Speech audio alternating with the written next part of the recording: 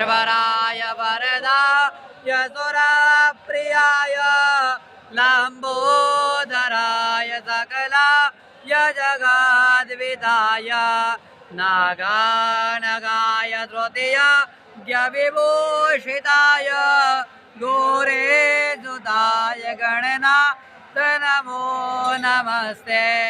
यासे स्वयं सुकृतिना भवनेष्वलक्ष्मी पापात्मनां कृतधिया हृदये स्वबुद्धि श्रद्धां कुलजनां